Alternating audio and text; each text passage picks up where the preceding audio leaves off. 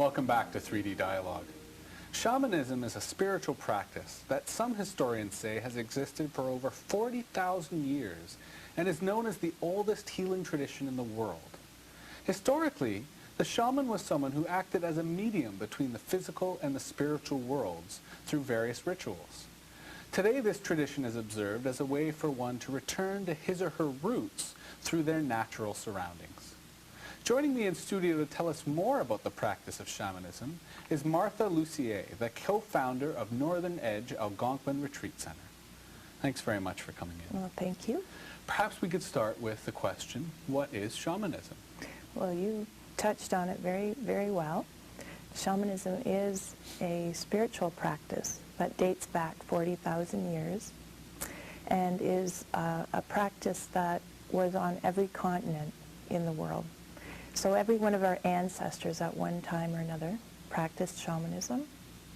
It is not a religion because shamanism is a spiritual practice in that there is no leader and there are no rules. So a religion has a leader and has rules. So therefore it's a spiritual practice. It's a personal spiritual practice. And what basically shamanism, the word shamanism comes, it's a Tungus word that comes from northern Siberia, which means a shaman is someone who travels to non-ordinary reality to obtain information on behalf of themselves, on behalf of the community, or to obtain healing on behalf of themselves, a community member, or the community. It is something that is very much, the reason why it still exists today is because of its nature to shift with the changing times and to adapt itself to the people's needs. Always evolving to reflect the culture of the day. Absolutely. Now, you mentioned that the practice of shamanism is very personal.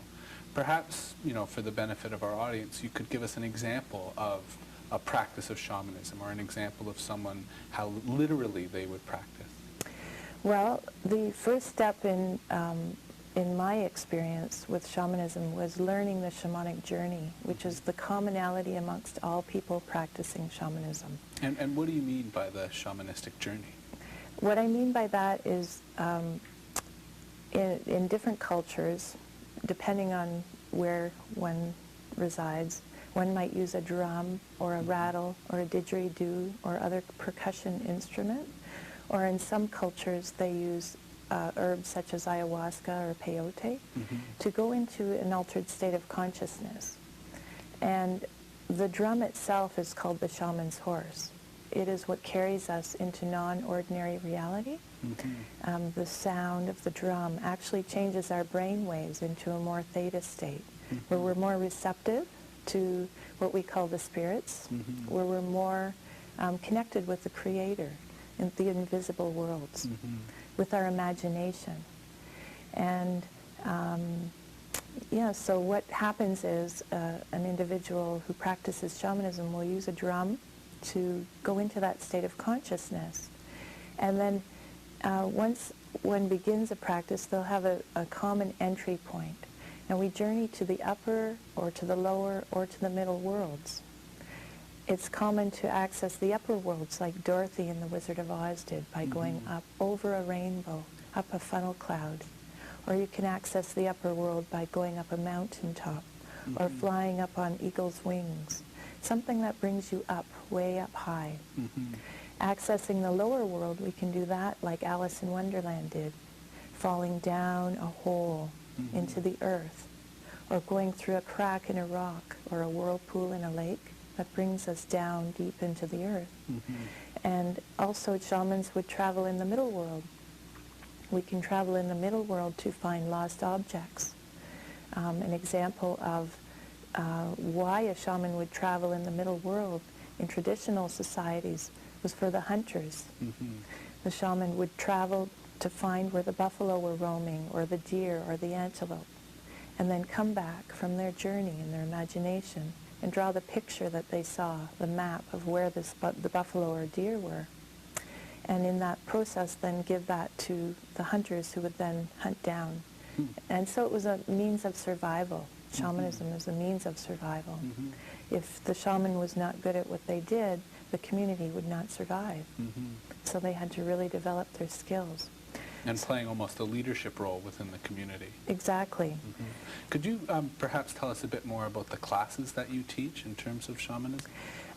What I teach is I teach basic introductory shamanic retreats where people learn how to journey. They learn how to journey in the upper, the lower, and the middle world. Mm-hmm. They learn how to come up with questions that are pertinent. That is one of the other things that's really, really important in journeying, is being able to come up with a very clear question or Mm-hmm. intention for the journey. And they also... So that it's guided rather than random? Well, that's... When we go on a journey, it's like picking up a telephone, Mm-hmm. and we want to be able to speak or To have a dial reason. the right number. Yeah, and have a reason for our call. If we Mm-hmm. don't have a reason for calling, then we can be very scattered and go all and waste our time, really. Mm-hmm. But if we have a real clear intention of why we're going on the journey, that helps direct where we go with our journey. Like a focus.